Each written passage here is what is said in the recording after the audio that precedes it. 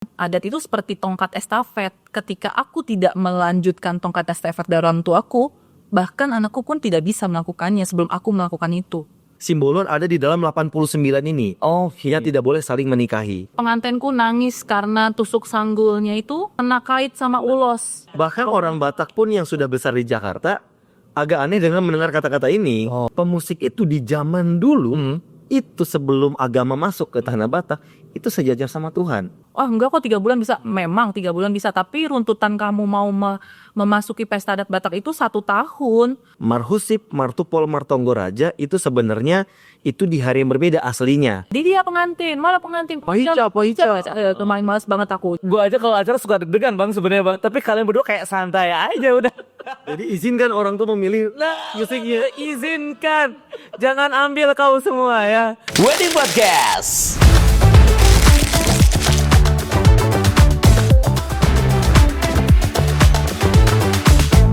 Hai lovebirds, bagaimana kabar kamu hari ini?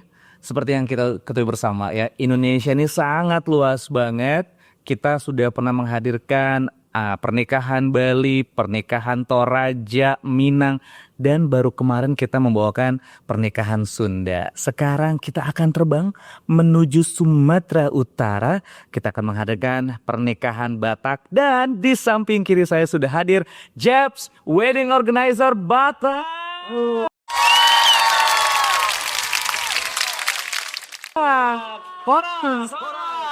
Zona Samuna. Ya, sudah ada Bang Jeffrey dan Kak Jenita. Luar biasa banget ya, dan ini sebuah kebanggaan untuk Wedding Podcast karena mereka luar biasa banget di Jakarta, sibuk banget, dan akhirnya hari ini bisa tiba di sini. Abang, kakak sehat ya? Sehat, puji Tuhan, puji Tuhan ya. Sudah siap memberikan informasi yang lala. Siap banget. Ya. Oke, kita sangat yakin dari semua lovebirds yang memang tentunya sudah merencanakan pernikahan, pasti ada yang memang berencana menikah dengan prosesi adat Batak, baik dari awal sampai akhir acara. Dan maka dari itu kami hadirkan Bang Jeffrey dan juga Kak Jenita dari Jeps Wedding Organizer Batak agar kalian tahu harus gimana sih awalnya. Lalu juga mungkin komunikasi ke keluarga harus gimana sih? Karena ini sangat penting sekali. Tapi sebelum kita membahas ke area dalam dari si wedding adat Batak ini, mungkin kita kawal dulu Bang. Untuk para calon pengantin, perbedaan antara wedding nasional dengan wedding Batak tuh apa sih Bang? Oke, jadi sebenarnya perbedaannya tuh yang pasti terletak pada tradisinya. Oke. Cuma kalau untuk urutan-urutan semuanya sama, ya kan ada misalnya ada sesi jemput pagi, ada ibadah atau akad atau pemberkatan. Intinya sama, cuma tradisinya pasti berbeda. Dan yang lebih membedakan adalah durasi dari pernikahan adat Batak itu di hari itu antara 6 sampai 8 jam. Wow. Non-stop. Non-stop. Cukup panjang juga ya Bang ya? Panjang. Jadi itu yang membedakan ya. Karena kan memang biasanya kalau nasional paling singkat ya kurang lebih sekitar 3 jam lah ya. Iya benar. Ini full seharian sekitar 6 sampai 8 jam.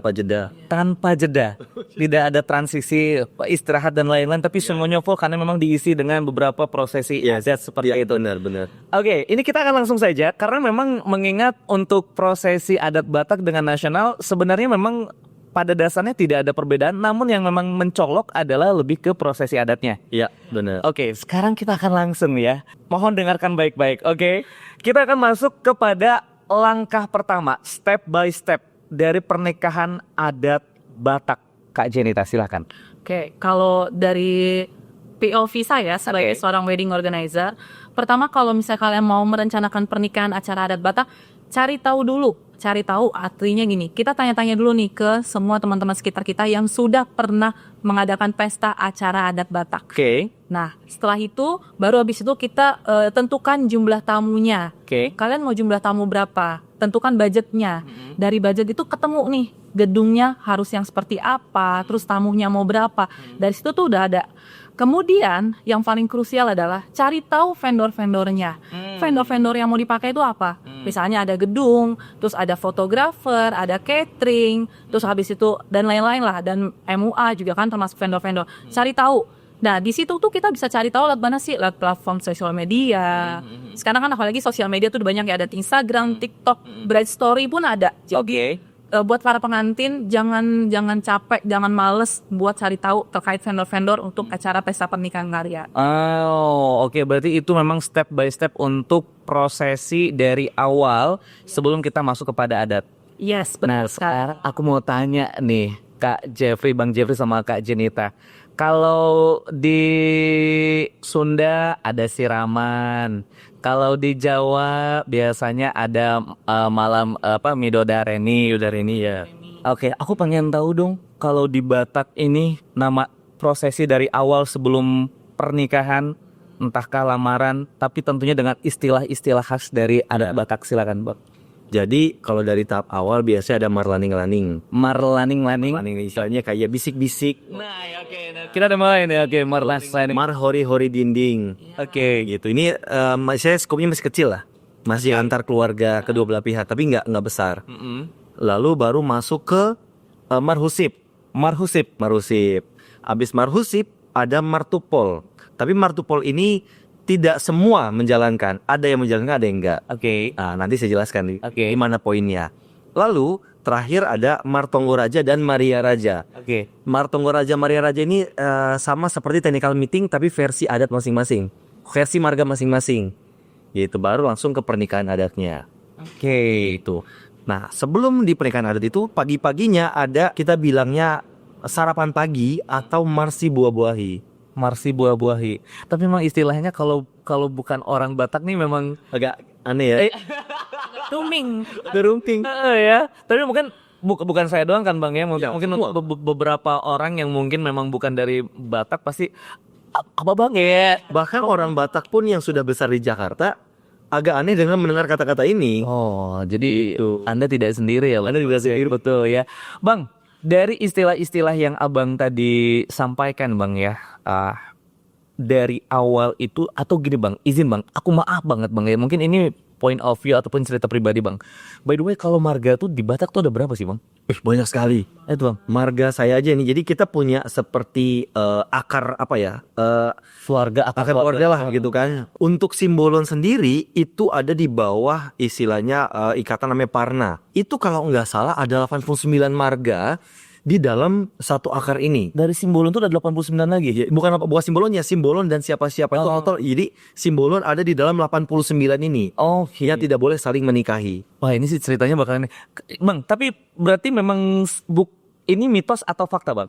Apa tuh? Ternyata kalau menikah di Batak itu memang harus melihat dari marga. Kalau katanya kalau marganya nggak tahu, cerita dari dulu nggak boleh bersatu, memang nggak bisa Bang. Iya, benar. Itu fakta. Bukan mitos Bang, fakta. Bukan fakta. Jadi memang bukan berarti marganya beda berarti bisa menikah, enggak juga. Karena kita lihat di kayak tadi saya bilang simbolon itu di bawahnya Parna itu ada 89 marga kalau nggak salah ya. Berarti kita nggak boleh menikahi orang yang marganya di dalam 89 kelompok ini. Walaupun beda-beda marga. Contoh yang saya hafal, yang saya ingat ya ada Simarmata, Sitanggang, Simbolon, Saragi, Munte itu masih satu bapak lah istilahnya. Gitu. Itu tidak boleh saling menikahi. Baru 5 yang saya sebutkan. Oke, masih kurang sekian puluh ya. Oh, walah. Tapi yang pasti itu memang bisa dibicarakan kepada keluarga ya, agar memang tahu lah. Ya. Biar mungkin anak-anak Gen Z terkhusus nggak bingung juga marga aku tuh Maksudnya, iya. bisa nikahnya harus ke marga siapa sih? Ini ada laki-laki, ini ada perempuan yang memang dekat sama aku. Marganya ini nih bisa apa enggak? Mungkin itu harus bicarakan juga ya sebelum ke langkah yang lebih jauh seperti itu. Iya. Oke, sekarang kita lanjut lagi kepada adat peradatan lagi nih Bang. Ya, Seperti itu Bang ya. Kalau ada istilah di Batak tadi Abang lamaran tuh apa kalau di Batak Bang? Martupol. Nah itu Bang, izin Bang, mungkin bisa lebih diceritakan lebih detail. Apakah ini prosesnya sama dengan kayak lamaran nasional di mana kedua keluarga besar bertemu, lalu juga kedua orang tua dan juga kedua calon mempelai bertemu di satu acara. Lalu juga izin Bang, apakah semua mahar-maharnya juga tentunya diperlihatkan? Karena beberapa adat seperti yang juga pernah datang ke sini agak krusial memang membicarakan mengenai mahar lah seperti itu. Silakan Abang atau Kakak, silakan. Oke, kalau martupol itu sebenarnya martupol itu sama aja dengan pertunangan. Cuma martupol ini tuh hanya milik jemaat dari gereja HKBP. Oke. Nah, karena mereka itu ada seperti ibadah ikat cincin, tukar cincin. Secara hukum gereja HKBP itu sudah sah atau resmi di hadapan pelayanan gereja dan juga jemaat. Tapi pasangan yang sudah martupol ini belum boleh tinggal satu rumah, belum boleh hidup bersama sampai dengan masa pamasu-masuon atau diberkati di gereja. Jadi tuh nanti mereka di gereja udah tidak ada lagi tukang ngabuk tuker cincin. Jadi mereka hanya tinggal diberkati. Tapi mereka udah pakai cincin kawin ya. Cincin kawinnya dipakainya adalah ketika martupol itu. Gitu. Tapi ingat ya, belum boleh satu rumah ya. Takutnya dirasa kita sudah ini, kita tinggal bareng. Belum. Iya. Kalau saya boleh tambahin, jadi sebenarnya kan kita ini Kristen ini kan ada banyak aliran. Iya sih Bang. Aliran lah kan ada Protestan, Katolik, Advent dan lain-lain lah, ya kan. Hanya gereja HKBP atau aliran yang seperti aliran Kristen Protestan yang ada martupolnya. Jadi seperti aliran lain tidak perlu ada martupol, langsung tikar cincin di pemberkatan. Jadi ini lebih kayak istilahnya kebiasaan atau memang yang tadi saya bilang itu hanya milik jemaat gereja, ya gereja HKBP. Memang berarti tidak semuanya tuh bisa martupol ya, seperti itu. Beberapa prosesi adat di adat yang lain itu biasanya memang dilakukan beberapa hari sebelum pernikahan. Kalau dari adat Batak sendiri, apakah ada beberapa prosesi ya mungkin selain lamaran yang memang dilakukan sebelum hari H ataupun resepsi ataupun pesta pernikahan? Karena aku sendiri pernah lihat gitu ya Kak, Bang, di mana acara ini tuh kita kan ya sering event bareng gitu ya. Iya. Terkadang ada satu gedung itu tuh keluarga semua Bang. Di situ pun terkadang ya Abang juga sudah pernah menyampaikan di sana tuh ada MC-nya loh, Abu gitu. Nah itu tuh acara apa Bang? Mungkin boleh disampaikan Bang. Jadi seperti itu saya bilang kan ada marlaning-laning. Itu kan tahapan ya. Betul. Itu di hari yang berbeda. Bukan di hari hanya pernikahan. Bukan. Bahkan marhusip, martupol, martonggoraja itu sebenarnya itu di hari yang berbeda aslinya. Cuma karena kita di Jakarta sudah ada kesibukan, lokasi yang jauh, ya, kita menyebutnya 3M atau 4M di hari yang sama. Untuk apa ya? Istilahnya biar nggak keluar waktu lagi. Istilahnya udah semua dibuat di satu hari. Gitu, itu di Jakarta. Oke. Nah, ada lagi kita tadi di antara yang saya tidak sebutkan Mangain. Kenapa Mangain?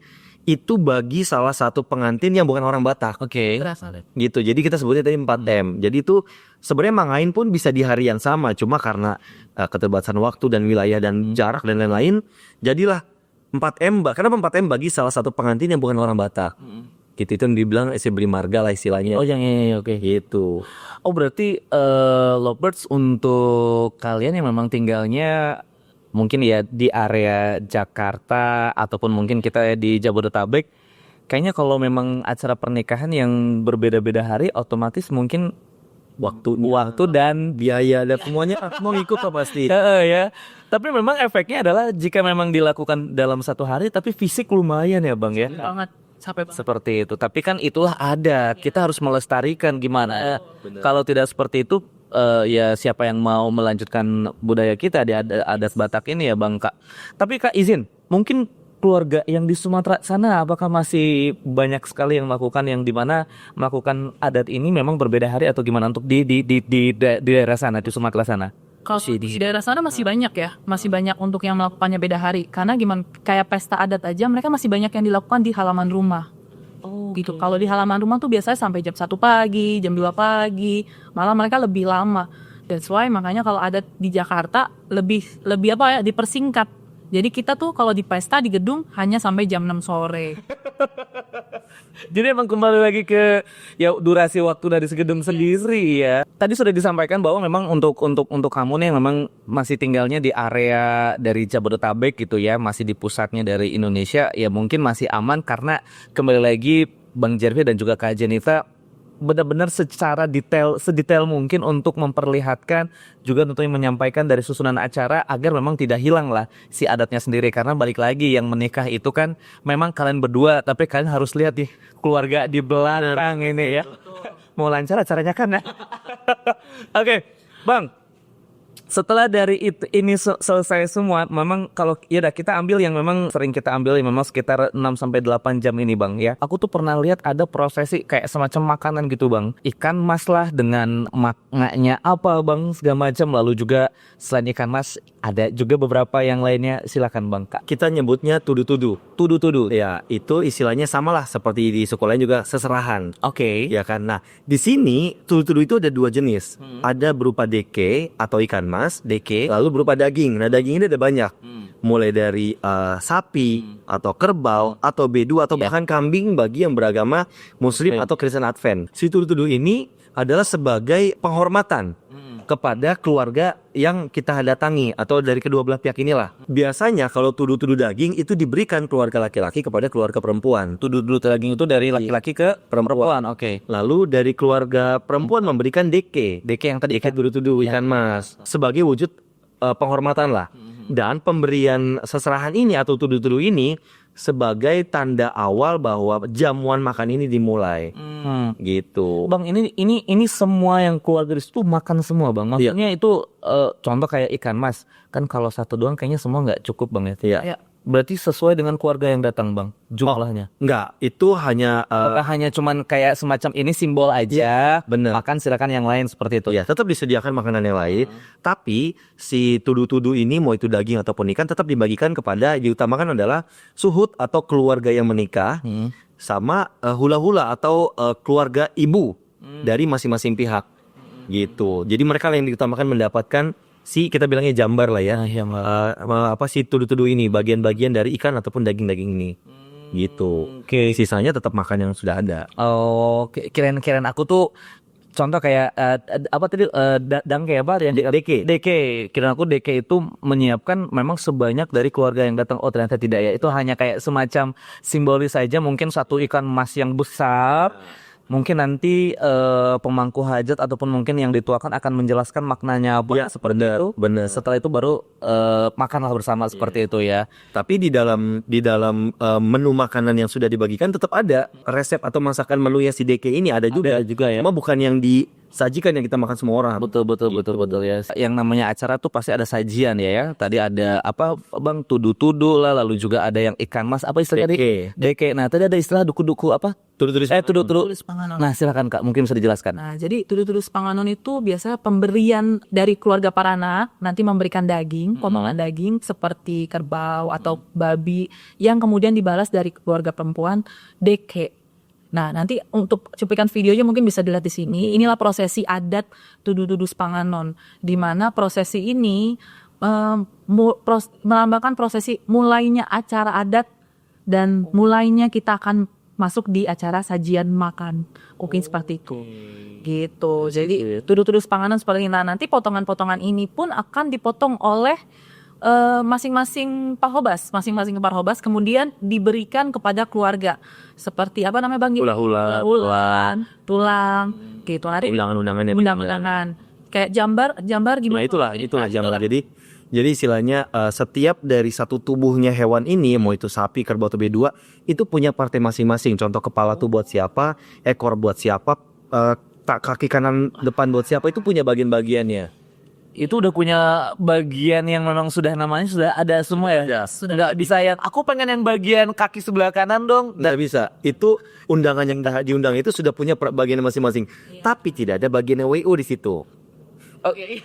Nah, walaupun tidak ada bagian WO dalam satu tubuh itu, kami pernah mendapatkan tanpa kami sadari, kami dapat sebagian dari jambar ini kepada kami diberikan oleh protokol. Oh, itu penghargaan dong. Penghargaan. Itu kami kaget, itu terjadi 2003 kalau nggak salah.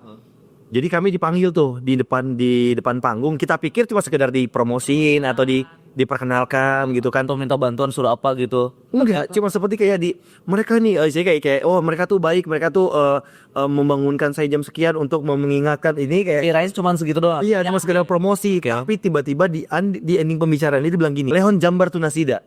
Kasih jambar tuh kepada dia gitu kan. Saya kaget. Itu saya posting di TikTok kami. Karena itu momen yang kami nggak sangka. Karena saya tahu dalam satu tubuh itu tidak ada bagiannya WO itu siapa? Karena WO itu siapa? Memang tidak ada. Tapi kita dapat sebegitu kagetnya saya sampai, saya terima tuh begini. Sampai kayak beneran nih. Saya kaget karena saya tahu tidak ada bagian WO dalam satu tubuhnya tudu-tudu Spanganon ini. Tapi kami dapat. Wah, itu penghargaannya. Ya, sampai sekarang kami selalu ingat sama amang tersebut, Amang Linus itu. Marbun ya, marga Marbun itu baik banget dan dia benar-benar kayak baru kali ini, maksudnya dari POV ku ya, baru kali ini aku merasa sama Parhata atau sama protokol itu sedekat itu gitu. Artinya bahwa kami tuh hadir di wedding adat Batak, pernikahan adat Batak ini bukan satu hal yang mengganggu para protokol. Justru kami membantu protokol, kami membantu raja adat untuk apa? Untuk Suhut bisa menyiapkan momen-momen apa nih selanjutnya apa. Oh iya, berarti dari kami sebagai POV WO kami keluarin ini, dari ini oh iya keluar ini gitu. Jadi kami tuh sebagai WO bukan bantu yang lain di luar yang lain gitu kan, atau mengganggu acaranya adat gitu kan. Ada kan yang kayak orang tuh masih berpikiran bahwa oh WO tuh cuma ganggu acara adat. No, beda dengan Japs Wedding Organizer. Jadi kalian boleh lihat nih saya Iya, bener. Jadi sebenarnya kenapa WO itu menjadi momok yang mengganggu katanya di peringatan adat Batak? Karena begini, jadi kita tuh orang Batak itu punya falsafah namanya Dalihana Tolu. Yes. Mulai dari elek marbu, pertama adalah soma marula-ula, manat mardongan tubuh, elek marboru. Jadi kita satu orang itu punya 3 peran, di dalam istilahnya pesta adat Batak ataupun dalam menjalankan adat Batak, punya 3 peran. Dan 3 peran ini kita ambil simpelnya di peringatan adat Batak, mereka tuh punya tugasnya masing-masing, tugas adat yang harus dijalankan. Nah, 3 peran ini punya tugas masing-masing di dalam peringatan Batak. Kami sebagai WO tidak boleh mengambil peran ini, tidak boleh mengambil tugas ini. Kalau kita sok-sokan mengambil tugas ini, otomatis akan menjadi perang atau kontra terhadap keluarga yang punya acara. Jadi kami Japs Wedding Organizer tahu nih mana tugas-tugas yang boleh kami kerjakan, mana yang tidak boleh kami kerjakan. Nah, kalau kami ambil semuanya sok-sok membantu acara, malah bukan membantu, mengganggu acara. Nah, jadi buat para keluarga, kalau memang istilahnya mau meng-hire wedding organizer, pastikan WO ini tahu perannya di mana, terutama di dalam satu pesta adat Batak. Jadi WO-nya mana? Japs Wedding Organizer Batak. Oke. Setelah itu selesai, aku nggak tahu mana yang duluan. Biasanya ada petua adat perwakilan, entahkah mungkin izin bang, abang dari Simbolon lah, dari Simanjuntak, dari Hasibuan, dari mana. Mereka tuh kayak menyampaikan satu demi satu bang. Itu tuh sebelum pernikahan atau memang setelah dari makan malam itu dari mana dulu? Di setiap sesi adat itu pasti ada protokolnya atau MC-nya. Nah tuh kan ini maksud gue nih. Nah, jadi istilahnya kayak contoh nih kalau di Betawi kan ada palang pintu, ya kan, dia istilahnya yang juru bicara atau saling berpantun lah. Nah di Batak juga ada protokol ini ketika datang ke rumah menjemput si pengantin perempuan untuk bersama-sama berangkat ke gereja atau ke masjid untuk akad nikah, itu ada juga pantun-pantun juga, istilahnya saling menyambut lah. Silakan masuk, kami sudah siap dan lain-lain. Lalu di setiap sesi itu pasti ada sambutan yang disampaikan oleh si protokol itu masing-masing. Gitu. Jadi tidak sekali untuk satu acara, tapi di setiap sesi acara tuh ada. Gitu. Dan itu semuanya bang menyampaikan. Kalau itu bukan. Jadi gini, kalau yang saya sampaikan tadi hanya si jubirnya aja. Tapi ada momen tersendiri yang khusus keluarga-keluarga atau undangan menyampaikan. Maksud apa itu bang? Oh itu kapan bang? Itu ada di tengah acara. Bukan waktu pas setelah dari makan itu? Oh iya, setelah acara. Oh setelah acara, setelah makan ya. Jadi ada dua sesi, kita bilangnya mandok hata. Hata si gabe-gabe lah. Jadi kayak nasihat atau wejangan kepada si pengantin ataupun keluarga. Itu ada dua tahap. Tahap pertama setelah makan itu biasanya bagi kerabat-kerabat atau teman-teman sejawat dari keluarga laki-laki. Misalnya teman gereja atau kumpulan arisan apa, biasanya begitu. Tapi ada momen di mana hula-hula atau bisa dibilang paman dari keluarga ibu yang memberikan nasihat ataupun mandok kata itu di momen tersendiri, itu biasa di akhir acara. Oh berarti memang kalau memang ngikutin semua sih kayaknya emang cukup panjang ya. Betul ya. Tadi di awal adalah tamu dari pria ya. Pria. Tuh. Terus nanti di akhir keduanya. Dua dari kedua belah pihak. Oke. Terus pengalaman bang, pernah ada yang semuanya tuh berbicara bang? Oh bisa panjang sekali. Tapi pernah ada seperti itu? Pernah ada. Karena kedekatan emosi antara si pamannya ini atau tulangnya ini kepada si pengantin atau suhut. Oh. Gitu. Bang, mungkin boleh disampaikan kepada para calon pengantin, mungkin bahasa yang nyaman disampaikan kepada orang tua ataupun kepada keluarga. Tetap ada seperti ini, tapi bolehkah tidak semuanya gitu berbicara?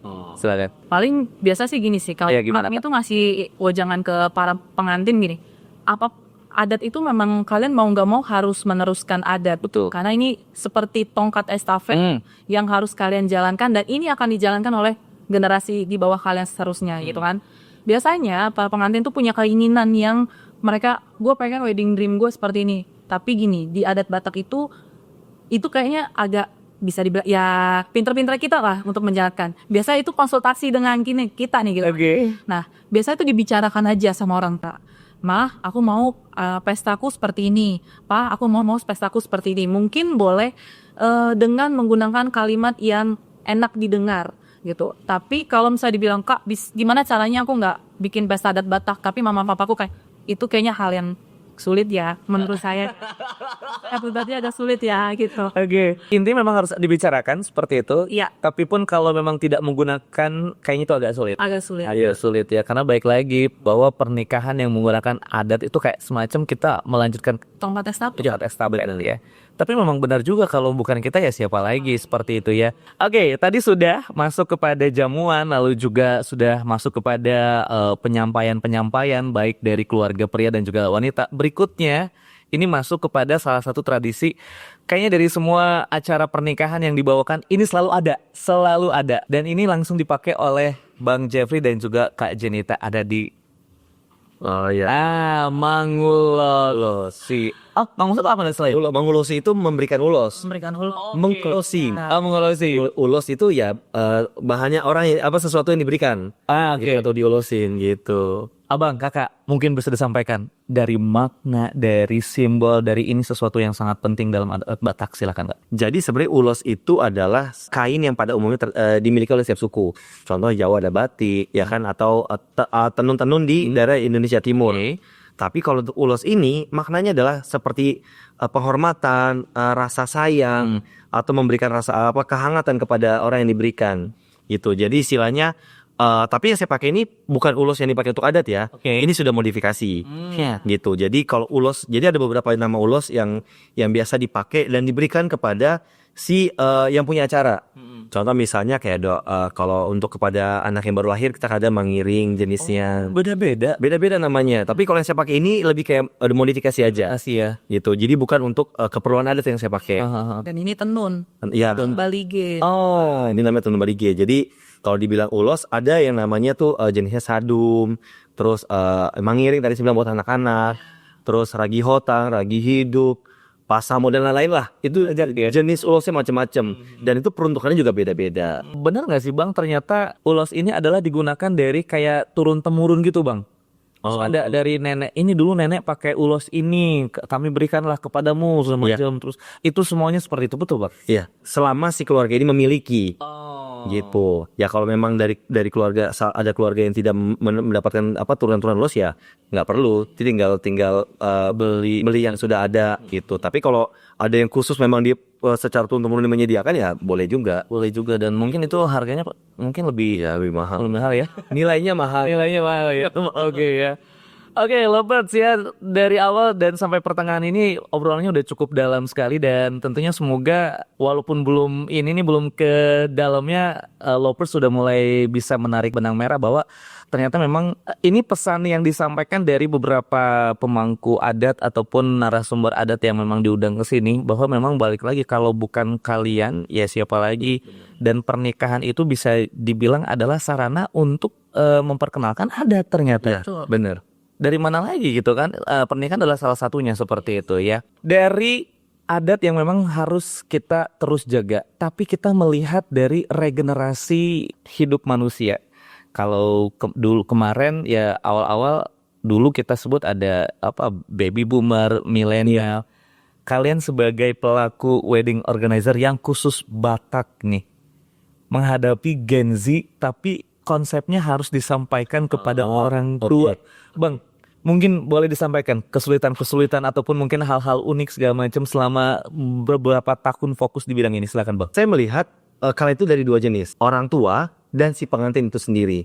Dan sedangkan kalau si pengantin pasti kan ya sekarang lagi Gen Z nih. Mungkin beberapa teman-teman ke depan Gen Alpha. Betul. Ya kan? Saya masih melihat karakter ini dari klien kita. Saya dengan mudah melihat begini, dalam pesta itu ada 4 elemen. Yang pertama adalah catering, musik, fotografer, dan dekorasi. Nah, mudah memisahkannya. Orang tua pasti fokusnya ke keluar. Keluar tuh apa? Yang dinikmati oleh tamu. musik dan makanan. Orang tua fokusnya ke situ. Iya, Yes. pasti ke situ. Dan si pengantin, mau dia Gen Z ataupun dia yang istilahnya sudah yang milenial, itu dia fokusnya pasti ke momen, ke dia. Apa tuh momen? Dekor sama foto. Emang benar seperti itu. Iya. Rasanya. Udah kita jalankan seperti itu. Jadi kalau saya ketemu klien pengantinnya si pengantinnya langsung, pasti dia akan fokusnya ke dekor dan foto. Iya. Catering sama, ya ada sih yang semuanya. Cuma most itu mereka fokusnya ke momen, ke dirinya dia, si pengantinnya.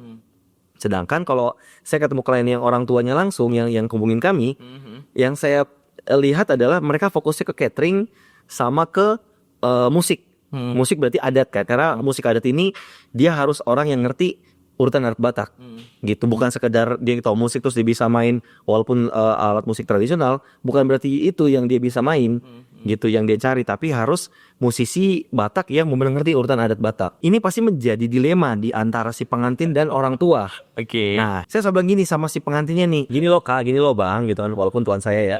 Saya yakin pasti kakak sama bang fokusnya ke momen. Momen apa tuh? Berarti foto sama dekor yang akan diingat selamanya. Sedangkan orang tua pasti momennya fokusnya ke dekor sama catering. Ya udah, bagi dua aja, papa mama.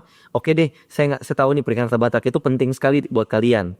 Dan ya udah, berarti papa fokusnya ke dekor sama ke catering sama ke musik aja. Pasti orang tua pengennya tamu datang harus nikmat. Tamu harus datang harus makan puas, makanannya enak. Harus dapat adat itu bener. Musiknya harus ngerti adat. Sedangkan dekor sama foto kan buat mereka ya udah yang adanya aja. Jadi bagi dua aja, bikin susahnya itu ya udah. Papa untuk pemilihan dekor sama pemilihan foto kami ya. Pemilihan catering adat ataupun nasional sama musik kalian nih. Begitu. Dan selama ini dengan sistem seperti ini sangat bekerja. Iya. Jadi tidak ada gontok-gontokan antara orang tua sama si pengantinnya. Jadi ada winning solution. Ya udah berarti ya udah oke. Jadi mereka punya peran masing-masing, punya pemilihan masing-masing. Gitu. Oke. Ini udah sangat jelas ya Lovebirds. Kamu sebagai Gen Z nih, anak-anak zaman sekarang ya wes fokus pada momen aja. Iya. Ya, baik tadi adalah dari dokumentasi karena memang fokusnya adalah ke foto kepada video dan video, lalu juga dekorasi ya, permainan bunga dan lain-lain. Sedangkan orang tua yang memang lebih dulu hidupnya benar kayak tadi kata Abang Jeffrey, lebih baik makanlah, muliakan tamu jangan sampai kelaparan, harus kenyang dan lain-lain seperti itu, dan juga musik. Iya. Karena kalau Batak nggak mungkin nggak ada Musik. Oke. Dan musiknya pun harus ngerti adat. Nah itu dia ya. Jadi nggak Sembarangan. Contoh nih, saya ngerti main Taganing nih, tapi saya nggak ngerti urutan adatnya seperti apa, ya saya salah. Udah bisa. Pasti salah. Pasti ada yang salah di ketika saya main itu kan asal kutung itu pasti ada salahnya. Karena saya nggak ngerti urutan-urutannya, nggak ngerti apa yang perlu saya balas ketika Parhata menyampaikan perkataan. Betul. Itu. Memang benar ya, luar biasa sekali dalam artian adat itu dijaga dan juga serapi demikian rupa gitu ya. Ya. Baik dari awal sebelum pernikahan sampai ke pernikahan sampai ke titik musiknya pun, apalagi Batak baik lagi ya. Iya. Itu harus tahu apa susunan-susunan dari awal sampai akhir seperti itu. Jadi nggak asal ya udah lu nyanyi dan lain-lain, nggak asal ya. Malah gitu. sebenarnya pemusik itu di zaman dulu itu sebelum agama masuk ke tanah Batak itu sejajar sama Tuhan. Permusik itu pemain musik, musisi itu sejajar Tuhan. Sebelum agama masuk ke tanah Batak ya. Iya, di Sumatera sana seperti itu ceritanya. Tanah Batak. Jadi begitu agama masuk ke ke tanah Batak, tidak boleh dong ada yang sama dengan Tuhan dong. Iya. Jadi diturunkan lah istilahnya, bahkan panggung musik itu zaman dulu di atas kepala tingginya. Kalau kita paling kan 80 cm mungkin 1 meter. Ya dulu enggak, dulu tuh benar di atas kepala tingginya.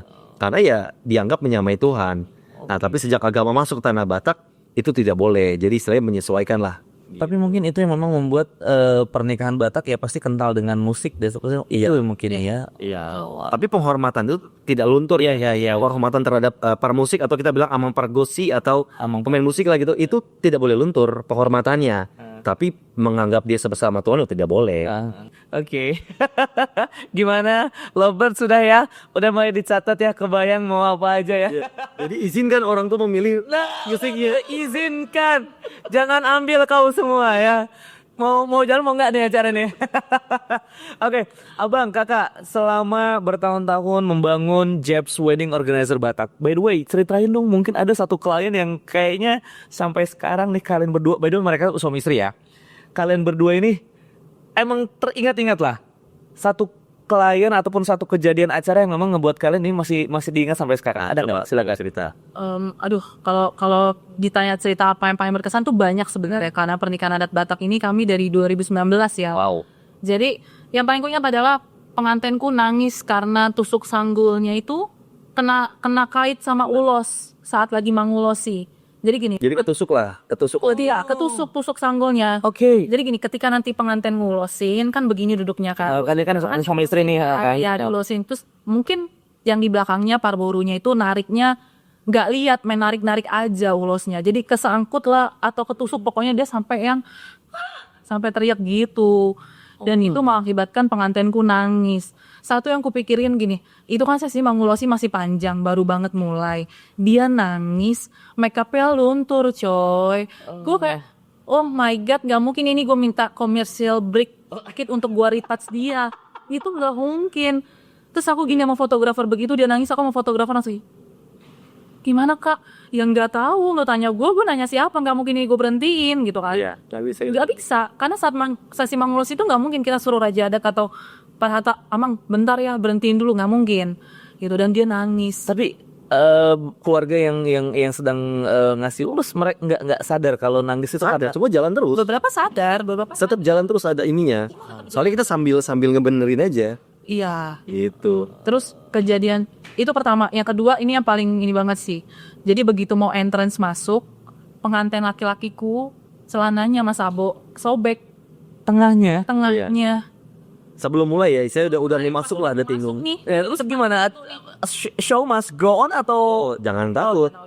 Kami punya ATK, isinya dari obeng, semua jarum jahit, nang, itu ya. semua lengkap. Jadi kejadian apapun tinggal cabut, jahit.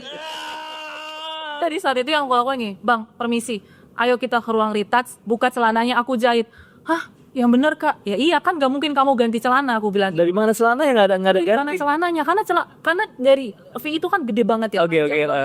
Alhasil aku buru-buru, aku suruh dia buka celananya, aku bilang aku jahit di depan dia sampai dia gini, aduh kak, sorry banget kak, ini memaluan banget buat aku. Aku bilang, tenang, aku bilang itu. Ini pun aku lakukan bener-bener secepat itu, karena nggak mungkin kamu masuk nortor dengan celana sobek. Aku bilang. By the way, dia waktu ngejat abang nggak ada? Itu kan dia pakai celana voucher juga. Oke. Oh, kalau udah momen itu Bang Jeffrey di depan. Dia sama Iya, aku Anki. di depan. Bang Jeffrey itu di depan, Bang Jeffrey itu memantau Pak Hatta biar Pak Hatta nggak ngomel-ngomel. Iya. Gitu. Karena kita di situ di momen pengantin masuk itu kita udah berkejar-kejar dengan waktu Mas Abo. Jadi jangan sampai kami tuh anti banget dimarahin sama Pak Hatta. Jadi jangan sampai Pak Hatta kayak di dia pengantin, malah pengantin. Pahica. Main males banget aku. Jadi aku sama Bang Jeffrey selalu bilang apapun kondisinya kita harus sesuai dengan rundown. Jadi harus berkejar-kejaran. Makanya MUA yang biasa kerja sama Japsweo pasti mereka tahu kalau kita tuh last minute tuh udah kayak ayo kelas sebentar lagi, ayo berapa lama lagi kayak gitu. Gitu. Karena kami nggak mau mulur dari time rundown kami. Ini kan kebutuhan abang sama kakak ini memang dari Batak kan? Iya. Abang dan kakak kan tahu lah karakter dari sukunya abang dan kakak kan. Nah ini gimana contoh aku pribadi yang bukan dari suku Batak, aku kalau ketemu suku Batak dengan di acara wedding maksudnya ya, aku tuh terang, oh iya baik. Abang sama kakak sendiri tuh gimana untuk kayak meminimalisir, mengantisipasi dengan karakter yang tadi abang bilang mana cepetan. Kalau buat orang Sunda, saya Sunda. Bukan JPR duluan kayaknya. Ya Pak sebentar Pak tunggu. Tapi kalau abang sama kakak sendiri ini gimana untuk menanggulangi itu semua? Jadi gini, ada istilah tak kenal maka tak sayang. Oke. Jadi minimal kita pasti kalau berapa kali ketemu kita pasti udah punya rasa oh udah kenal nih. Walaupun gue nggak tahu rumah lo di mana. Intinya kita minimal 3 kali ketemu, 2 kali ketemu. Oh ada rasa kayak kenal lah. Otomatis kalau kita sudah kenal, tegangan tuh nggak terlalu tinggi. Tegangan dari baik. Oke. Mau marah pun dia itu nggak seperti orang baru ketemu pertama. Jadi marahnya lebih kayak cepatlah dulu ini. Jadi lebih kayak asik lah gitu. Kayak gitu. Jadi istilahnya kami punya trik bagaimana si pemeran ini entah itu parhobas namanya atau protokol atau parhata, kita mesti minimal ketemu berapa kali sebelum acara berjalan. Jadi paling mau online mau offline intinya minimal kita kenalan dulu, tahu WO-nya ini, oh dia. Jadi di hari pun kalau mungkin ada sesuatu yang menjadi masalah nggak setegang itu. Ya mungkin ditegur pasti iya, konflik pasti ada, cuma tidak setegang itu. Saya pelaku wedding sebagai MC gitu ya. Terus juga teman-teman yang lain yang memang bergerak di bidang pernikahan selain WO ya. Berarti harus benar kata Bang Jeb, ketemu dulu beberapa kali ya. Biar kamu tuh nggak shock gitu ya, kaget ya. Bukan pertemuan yang diatur bahas bertemu ya, bukan. Iya, nggak. Pasti ada momen-momen kita pasti ketemu dengan Itu kan. gitu. Oke, pantesan ya. Tapi memang benar lovebirds ya, Valison pengantin. Pribadi aku kerja bareng gitu kan sama Jeff Suyo, makanya aku gak, Bang Jeffrey sedekat itu ya. Gue aja kadang langsung, gue aja kalau acara suka deg-degan Bang sebenarnya Bang. Tapi kalian berdua kayak santai aja udah. Oke, Abang, Kakak, mengingat tentunya ini prosesi pernikahan adat Batak ini memang cukup panjang sekali. Tadi sudah bisa disampaikan kenapa kalau di kita di Jabodetabek sudah jarang sekali melakukan pernikahan itu beberapa hari. Sekarang disatukan hari karena memang baik lagi mengenai tempat, mengenai budget juga seperti itu. Nah, lalu bagaimana nih Bang? Mungkin kalau untuk bertanya agar tentunya pesta adat Batak ini tetap bisa terselenggarakan dengan baik, dengan megah, dengan sesuai acara, tapi ya mungkin dengan budget yang ya bisa dibilang fashion dan lain-lain. Silahkan Bang. Kalau aku singkat aja Mas Abo, kalau mau pestanya mewah dan sesuai dengan budget, biasa aku akan kasih saran pilih vendor yang berkualitas dan maksimalkan budget. Jadi gini, kita kan tahu nih mau merit dengan budget berapa. Ya udah, maksimalkan budget. Terus vendornya pilih vendor berkualitas, jangan pilih vendor yang orang tidak pernah pakai istilahnya. Caranya gimana? Ya cari tahu dari sosial media. Sosial media itu sekarang udah banyak banget dan udah canggih banget ya. Digital sekarang kita gitu kan, semua tuh ada komentarnya, ada reviewnya gitu. Jadi kita dari situ. Nah jangan sungkan untuk bertanya sama vendor. Bang Kak, boleh nggak? Aku mau ngobrol, aku mau cerita, mau ngobrol. Kan ketika kita bercerita, kita ngobrol, kita nggak harus deal hari itu toh. Oh iya benar. Bener dong. Betul. Nah, terus kita ketemu satu vendor, ketemu dua vendor. Jangan takut untuk bertanya, Bang, baiknya kalau adat Batak tuh seperti apa sih vendornya? Bang, baiknya adat Batak tuh sebelum kita ambil gedung kita tuh gimana sih? Gitu, cari tahu aja. Kalau aku selalu mengedukasi klienku seperti itu sih, Bang. Kalau memang pengen pesta adatnya megah, terus habis itu dengan budget yang kalian punya sendiri lah, maksudnya gimana, ya itu pilih vendor berkualitas dan maksimalkan budget. Karena kan pernikahan ini kan bukan sesuatu yang diburu-buru. Yes, betul. Semua kan terplanning, bukan ketemu pacaran kita nikah 3 bulan lagi kan, nggak gitu kan. Jadi pernikahan itu pasti planning kan minimal under 1 tahun, entah 8 bulan entah 10 bulan. Berarti kan butuh waktu untuk berpikir, diskusi, observasi. Jadi jangan keburu-buru, jangan ketemu vendor yang ayo kalau misalnya DP sekarang diskon sekian. Itu kan bukan kayak kita beli ini nih mic nih kan. Yang kita nggak tahu lah berapa nilai produksinya. Cuma kan istilahnya si penjual pasti tahu kalau beli sekarang lagi promo diskon sekian. Pernikahan nggak bisa digituin. Yes. Kalau butuh mikir dalam, butuh diskusi dengan orang tua, karena pernikahan adat Batak itu kita di Indonesia nih, pernikahan itu bukan pernikahan kita. Oh iya dong. Iya betul. Ini uang kami nih, kami menikah uang kami, tapi bukan pesta kami. Pesta siapa? Si bapak sama si ibu, orang tua. Itu pesta dia, walaupun itu uang kami. Terus kapan pesta kami? Ketika anak kami menikah, walaupun dengan uang dia. Jadi pertimbangannya perlu luas. Jadi nggak bisa mikir ini kan uang gue. Karena kita masih di Indonesia, pernikahan adat. Lain kalau kita resepsi, ya oke lah, mungkin pestanya dia, konsepnya dia mau seperti apa selama uangnya ada. Tapi kalau adat nggak bisa. Ada banyak hal yang tidak bisa seenaknya kita, tapi bisalah ditambahkan konsep yang kita mau. Nah, bikin konsep ini kan nggak semudah itu. Mesti ada pemikiran, tidak buru-buru, pertimbangan, observasi, tanya sana, tanya sini sampai oke, klik, dapat. Makanya kami nggak pernah ngejar-ngejar klien. Ayo, kita kasih promo. Nggak ada. Kami tahu persiapan pernikahan adat Batak itu panjang. Bener-bener kalau dibilang, oh enggak kok 3 bulan bisa. Memang 3 bulan bisa, tapi runtutan kamu mau memasuki pesta adat Batak itu 1 tahun. Iya. Itu karena dan itu kan menyangkut banyak orang ya. Menyangkut kayak dari parboru, dari par anak, menyangkut itu. Jadi budget juga nggak ada yang hilang gitu aja. Yes, betul. Gitu. Resiko terburuk apa sih Kalau semisal ini kita bicara risiko terburuk nih Bang. Ada ya kita lapangnya dari Batak, kita tidak menikah, tidak mengikuti adat Batak. Ada risiko terburuk nggak sih Bang? Memang pernikahan itu selama diberkati di gereja atau akad lah itu udah resmi suami istri. Mau dia cuma sekedar dukcapil pun tuh sudah resmi di mata negara kita suami istri. Memang pun di adat di keluarga kita Batak sudah resmi suami istri, tapi peran kita sebagai insan ini tidak ada kita walaupun kita menikah resepsi bukan adat, itu kita tidak punya peran di adat manapun. Kasarnya, aduh maaf, manusia pasti punya umur. Orang tua kita punya umur. Ketika orang tua kita berpulang dan si anaknya ini belum menikah secara adat, dia tidak bisa menjalankan adat itu.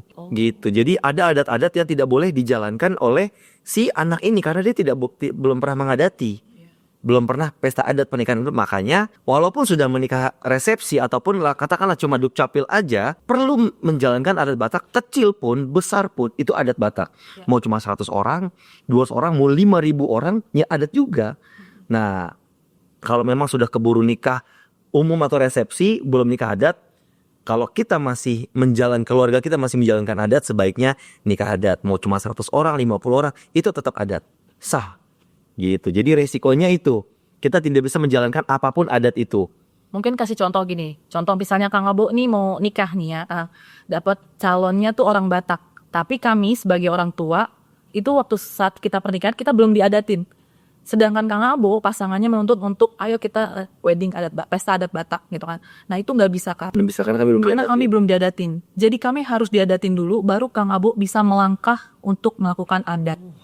Ini dengan istilahnya Mas Abo orang Batak ya. Iya. Istilahnya seperti itu ya. Jadi seperti itu. Kami lah orang tua Mas Abo nih. Ya kan Mas Abo menikah ketemu orang Batak gitu kan. Dan ternyata orang tuanya dia minta harus adat. Lah kami nggak bisa karena kami belum diadatin. Belum diadatin. Nah itu separah itu. Sesulit itu. Wah, jangan main-main. Berat juga ternyata. Iya ya bener. Sampai ke akhir-akhir ternyata. Kenapa? Karena kita masih di Indonesia. Iya. Ya kalau mau lepas dari budaya ya nggak apa-apa di Indonesia. Cuma kan teman-teman kita semua kan lingkungannya adat juga. Kecuali kita udah di luar, bahkan di luar negeri pun adat juga masih berjalan loh. Gitu. That's why tadi aku bilang kan, adat itu seperti tongkat estafet. Ketika aku tidak melanjutkan tongkat estafet dari orang tuaku, bahkan anakku pun tidak bisa melakukannya sebelum aku melakukan itu. Gitu Kang. Oke, mau coba? Satu lagi. Kalau ini baik lagi nih, ini worst case ini ya. Ini case terburuk. Maaf, semisal si wanita ini dari usia sudah cukup matang lah. Malah mungkin sudah lewat dari masa emasnya menikah seorang wanita. Tidak ketemulah dengan yang marga yang memang harus menikah dengan dia. Akhirnya dia menikah dengan marga yang memang tidak masuk kepada untuk pernikahan di marganya dia. Entah aku nggak tahu nama marganya apa gitu ya maksudnya. Itu ada kemungkinan terburuk juga terjadi nggak? Masih jelas. Katakanlah istilahnya sebenarnya di dunia perbatakan ini juga di kami di suku adat Batak ada beberapa pasangan yang menikah dengan sesama marga. Oke. Ya jelas mereka keluar dari adat. Ya kalau sudah menikah. Tapi dari adat mereka benar sudah keluar. Tidak boleh karena tidak punya istilahnya kasarnya seperti menikah dengan saudara kandung sendiri. Walaupun secara biologis ya bukan saudara kandung. Gitu. Itu ada banyak sekali di Indonesia itu di Jakarta yang menikah dengan walaupun bukan semarga tapi masih dalam satu rukun ada, bahkan yang semarga pun ada. Tapi jelas mereka keluar dari adat. Jelas tidak akan bisa menjalankan adat lagi. Logikanya begini. Logikanya begini. Saya saudara kandung saya dipanggil anak saya pasti kan kalau nggak bapak tua, bapak udah. Saudara kandung istri saya dipanggilnya tulang. Ya kan istilahnya kalau di umum ya paman lah, paman. Nah, sekarang kalau misalnya saya sesama marga simbolon menikah, lalu siapakah udahnya dia, anak saya, dan siapakah tulangnya anak saya? Iya. Karena kan sama-sama marga simbolon. Adik saya simbolon, adik laki-laki istri saya juga simbolon. Berarti lalu siapa tulangnya anak saya, siapa udahnya atau bapak tuanya anak saya? Ketika dia keluar, ketemu marga simbolon, dia harus manggil udah atau manggil tulang, kan bingung. Bapak mamanya sama-sama simbolon. Itu logika paling mudah. Gitu. Nggak masuk akal banget sih. Ya, memang kalau gampangnya kan berarti kan saudaranya mama ya tulang dong. Saudara papa udah atau bapak tua dong. Iya benar. Memang. Tapi ketika keluar ketemu marga simbolon di luar sana, lu manggil dia apa? Tulang atau udah atau betua? Karena sama-sama simbol, gue kan bingung jadi. Iya, iya. Kalau seperti ini Bang, mungkin ini balik lagi kepada anak-anak Gen Z kan, balik lagi kita tahu karakter anak Gen Z ya. Mungkin hal-hal yang seperti ini, mohon maaf, tapi memang ternyata kenyataannya mereka sebenarnya tidak terlalu tahu banget tentang hal ini. Tapi kalau abang sama kakak sendiri tahu nggak? Maksudnya ada nggak sih Bang khusus untuk di marga simbol lah atau marga izin Simanjuntak segala macam, kayak ada semacam buku keluarga yang memang tahu lah bahwa sila-sila kamu tuh misalkan ini tuh keluargamu, ini kamu tidak boleh menikah dengan ini dan lain-lain. Atau ada nggak Bang? Kayak Setiap marga mengeluarkan buku sendiri. Ya. Bahkan setiap marga pun punya istilahnya pelajaran atau regenerasi terhadap didikan adat Batak gitu loh. Ada juga Ada ya. gitu. Dan sangat dijaga sekali. Iya, benar. Dan ini sudah fakta. Ini fakta lagi. Fakta lagi. Fakta lagi nih. Ini kayaknya nggak berlaku cuma Batak doang. Kayaknya semua suku pun begitu. Nah, mungkin saya tanya sama Mas Abo nih. Mas Abo waktu sebelum menikah ngerti nggak adat Sunda? Enggak, belum. Begitu mau nikah baru belajar adat Sunda. Iya. Iya kan? Iya. Begitu sudah menikah memutuskan mau terusin adat Sunda atau enggak? Terusin Bang. Iya, Mas Abu meneruskan. Iya. Nah, itu pasti terjadi ke semua orang. Ada yang semua Naposo Batak ataupun semua anak muda yang belum menikah umumnya menurut keyakinan kami. Panji banget nih. Oke. Keyakinan saya. Itu tidak semua dari bisa dibilang 95% nggak tahu adat Batak. Urutannya bagaimana itu nggak tahu. Begitu mereka mau nikah baru mereka belajar. Terus, nah disitulah yang tadi Mas Abu tanya, ada nggak bukunya, ada yang ngajarin ada, gitu. Ketika sudah menikah, sudah dapat pelajaran, dua pilihannya cuma dua, mau nerusin apa enggak. Saya sama istri dari keluarga saya bertiga saudara, saya sama istri meneruskan. Adik-adik saya nggak tahu apakah mereka meneruskan apa enggak. Tapi itu kembali ke masing-masing. Tapi pasti dalam satu keluarga pasti ada satu yang akan meneruskan adat itu sendiri. Jadi itu pasti ada. Percaya atau enggak ya, bahwa terkadang dalam sebuah acara pernikahan itu selalu ada aja cerita-cerita unik. Kalau contoh nih kemarin ya Bang, Kak, waktu pas aku nge-MC-in ya. Biasa kan kalau namanya teman-teman pengantin datang ke pernikahan ya paling apa sih gitu kan, untuk hadiahnya amplop lah, atau mungkin kalau yang kemarin sempat ada yang rame-rame viral parabot yang bawa parabot. Nah, ini mah enggak. Jadi kemarin tuh bawa anak kambing. Bawa anak kambing ke gedung, dipempersin lagi. Karena takut itu kan pop sembarangan di itu bawa, dan itu seru banget. Nah, aku pengen tahu nih, kalau di adat Batak mungkin ada hal-hal unik dalam pernikahan yang sebenarnya orang lain di luar sana nggak ada yang tahu. Silakan, Abang. Dari aku ya, kalau dari aku tuh pernah ketemu sama satu keluarga yang dia bilang gini, nanti hari H kamu pakai pampers ya, biar nggak bolak-balik pipis. Nah, Menurutku itu dulu sebelum ada kami Jax WO. Oke, baik. Kalau POV-ku sebagai berat asisten selalu aku bilang gini, Kak, kalau kamu mau ke kamar mandi aja, aku bantuin sesulit apapun, seribet apapun kamu buka kamisol dan kebaya, aku pasti bantuin. Karena kasihan kalau pengantin harus pakai pampers, menurutku itu bikin dia nggak nyaman. Gitu. Dan pengantin zaman now mungkin beda dengan pengantin zaman dulu ya. Terus kedua, aku pernah diketemukan dengan bride yang dia makeup jam 10 malam. Acara jauh? Acara jam 7 gila. Ya ampun. Nah, itu satu filosofi yang salah menurutku. Jadi aku selalu bilang sama pengantin, kamu jangan mau makeup jam 10. Lazimnya pengantin itu makeup jam 1.30 atau jam 2 pagi. Lazimnya. Kenapa? Biar mereka punya waktu durasi tidur. Karena kasihan nanti pada saat sesi mangulosi, mereka harus capek karena mereka nggak tidur. Ya sekarang logika aja, kalau mereka harus makeup jam 10 malam, berarti kan mereka nggak bisa tidur dong. Bagaimana dengan selanjutnya? Bagaimana dengan masa dia tidur duduk, dia sedangkan besok dia satu harian jadi ratu sehari gitu kan? Dengan capeknya ya kalau nggak itu. Iya, terus habis itu ketiga, banyak WO itu banyak orang itu takut kepada Raja Parhata atau protokol. Sebenarnya itu bukan satu momok yang menakutkan. Memang kita harus menghormati orang yang lebih tua daripada kita. Tapi balik lagi, itu tergantung kita bagaimana mendekatkan diri kepada protokol atau kepada Raja Parhatanya gitu. Mereka ada pepatah yang bilang kita sopan mereka sungkan kok gitu. Jadi ya itulah yang digunakan, itulah yang harus dipegang ketika kita menghandle satu acara adat. Itu bukan berarti kita WO kita yang berkuasa, no. Di adat Batak tidak seperti itu. Di adat Batak tetap ada protokol, tetap ada parhata. Dan juga kita menghargai di situ, selain pengantin kita menghargai suhud. Jadi Kita sebagai wedding organizer, kita nggak bisa semena-menanya di acara. Sedikit menggarisbawahi mungkin dari beberapa penjelasan Bang Jerry dan juga Kak Jenita tadi menyampaikan protokol. Guys, protokol di sini bukan berarti maksudnya ada presiden, bukannya takutnya mereka yang kayaknya protokol di sini maksudnya apa Bang? Silakan. Jadi protokol itu kalau di resepsi sama dengan MC. Nah itu ya. Ya, master of ceremony. Tapi memang untuk di adat Batak sebutannya adalah protokol gitu ya. Jadi bukan wah ada Pak Prabowo di sini gitu. Ya, oke Kak, mungkin sedikit aku mau nanya mengenai emang waktu pas tadi aku dengar pengantin nggak usah pakai pampers. By the way, emang dulu itu pengantin Batak itu memang nggak boleh pipis Kak selama acara atau gimana Kak maksudnya? Sebenarnya sih bukan nggak boleh pipis, cuma mungkin karena dia ribet, mesti buka songketnya. Oh iya kan terus Kebaya, ya kalau dia kebayanya panjang, pakai ekor, terus bustirnya mungkin gimana. Jadi sebenarnya bukan nggak boleh. Ya mungkin ya daripada ribet ditahan deh atau nggak pakai pampers. Simpelnya mungkin seperti itu, ngambil simpel. Padahal sebenarnya kalau ada WO kan bisa dibantu. Gitu. Dan kayaknya itu pengantin zaman dulu kali ya Pak Prabowo. Kalau sekarang kan udah ada WO, udah ada Jax wedding. Kita perlu worry lagi. Betul. Aduh, gue mau pipis, aduh gimana ya? Aduh, nggak kayak gitu, tinggal ngomong, Kak, aku mau ke toilet, boleh. Tinggal lirik aja. Iya. Iya, udah tahu lah pokoknya ya. Langsung datang gitu. Gesturnya udah tahu lah ya. Oke, itu beberapa hal-hal unik ya, lovebirds yang memang terjadi dan mungkin ini informasi yang kalian belum pernah tahu dimanapun ya. Baru kali ini sama Jeps WO Batak dikasih tahu seperti itu. Sekarang kita mau masuk kepada mitos versus fakta nih, Bang Jeffrey ya.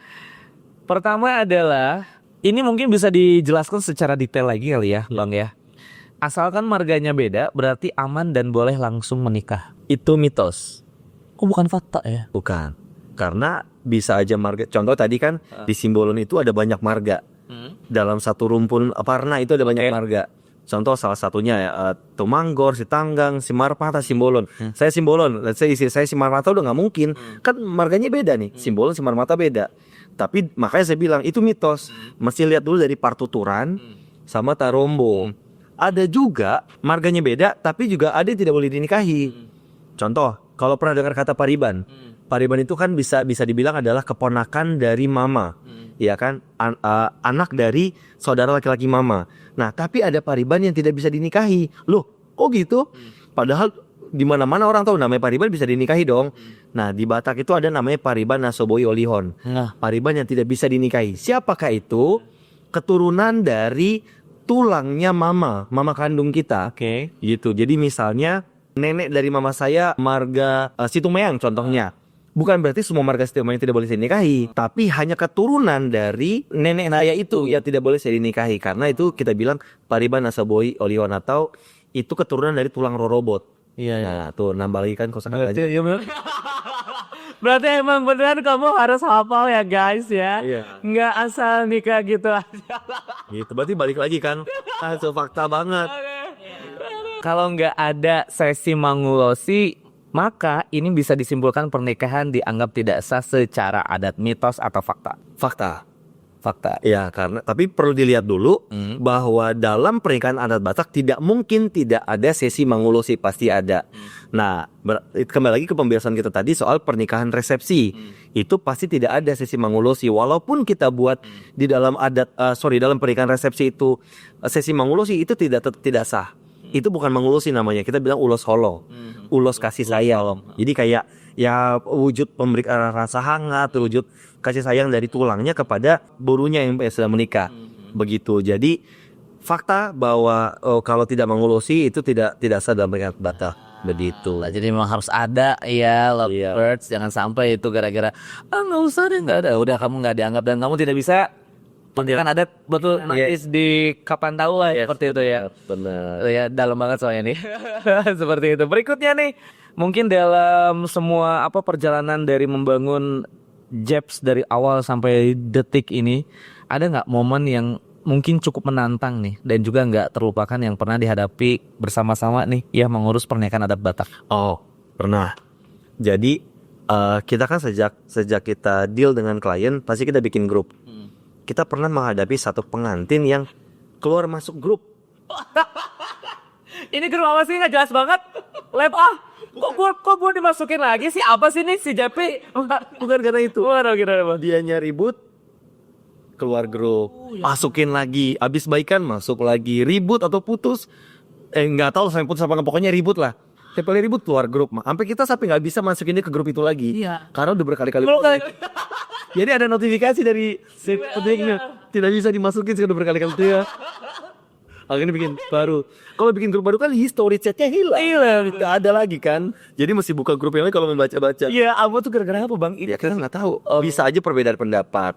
Terus ada lagi si pengantin perempuannya, si calon pengantin perempuan udah ngejawab pertanyaan kita, disanggah sama yang laki-laki, berkali-kali disanggah.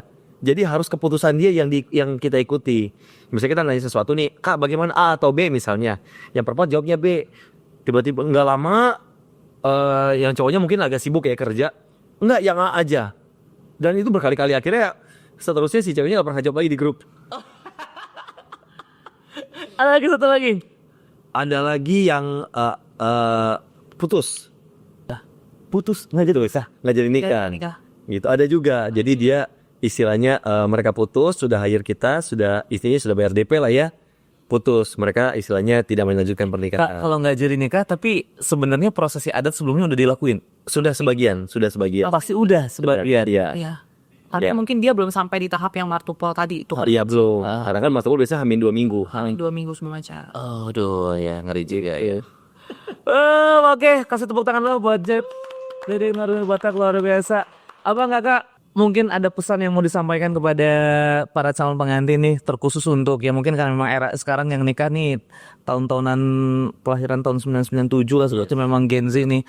Mungkin ini adalah sebuah tantangan pribadi ya buat abang sama kakak, di mana harus menyamakan konsep antara ya tuh orang tua lah dengan anak yang mau nikah dan lain-lain. Silakan abang atau kakak, silakan. Mungkin aku bilang gini, kalian harus tahu dulu sebesar apa budget kalian dan konsep apa yang kalian impikan.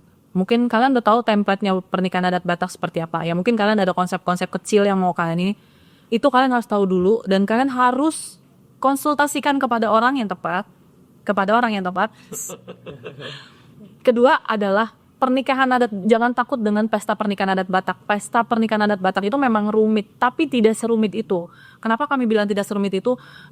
Menurutku POV kami sebagai WO, kalian itu nanti punya nilai sendiri kok di adat setelah kalian menjalankan adat ini gitu loh. Jadi ada sisi positifnya gitu.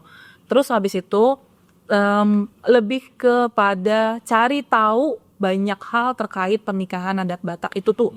Aku selalu bilang sama pengantinku, kalian tuh nggak boleh malu, nggak boleh males untuk cari tahu terkait pesta pernikahan adat Batak. Dan yang terakhir yang mau aku bilang, undang lu pada calling kami Japs Wedding Organizer. Sebelum ke closing statement, ini aku dapat informasi dari kru, katanya bawa sesuatu nih. Ada deh. Oke, Bentar ya. Apakah ini bagian yang mana nih bang? Kakinya apa pahanya nih bang? Bukan. Ini tanda kasih. Ya tadi kata. Oke, siap. Nah, Ini kita nyebutnya stola. Sama seperti kita pakai, bedanya yang kita pakai ini tenun. Ya kan tenun Bali Game kan bukan ulos yang dipakai untuk diadat. Tapi ini sudah berubah jadi stola, sudah tidak istilahnya bukan untuk mengulosi. Tapi ini udah lebih modern lah. Istilahnya ulos yang dibuat jadi lebih modern. Nah, ini kita namanya stola. Bentuknya sama seperti saya pakai. Ya. Ini dibuat dari ulos sadum.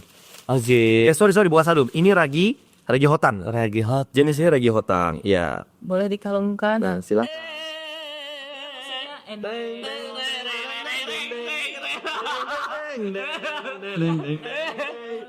Benar. Gue Horas aja.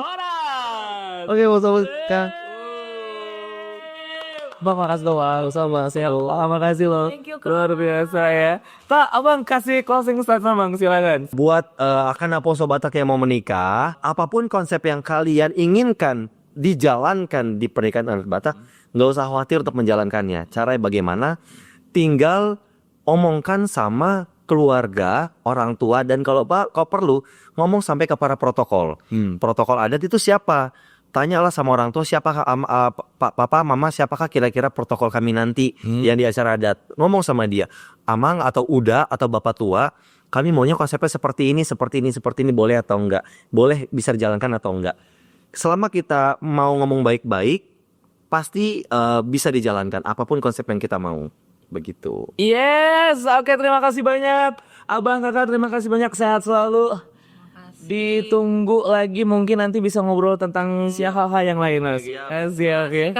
Sama-sama. Ini juga makasih loh, terhormat sekali saya ini, oke ini. Oke, untuk itu Lovebirds, ya itu obrolan yang sangat luar biasa tentunya dari apa yang disampaikan oleh Bang Jeffrey dan juga Kak Janita, baik tentunya dari awal sampai akhir acara dan juga hal-hal yang mungkin awalnya kamu nggak tahu tapi kamu jadi tahu dari mereka kan, seperti itu ya. Dan buat kamu semua yang mau nikah dengan prosesi adat Batak, langsung aja Jeps Wedding Organizer Batak ya. Tonton tentunya semua full video kami di channelnya dari Wedding Podcast Story, dan juga jangan lupa untuk follow Instagram dan juga TikTok dari weddingpodcast.story. Terima kasih banyak untuk Naomi Catering, terima kasih untuk Astory dan juga Astudio. Saya Abo Priyata, sampai berjumpa kembali di Wedding Podcast selanjutnya dan Horas. Wedding Podcast.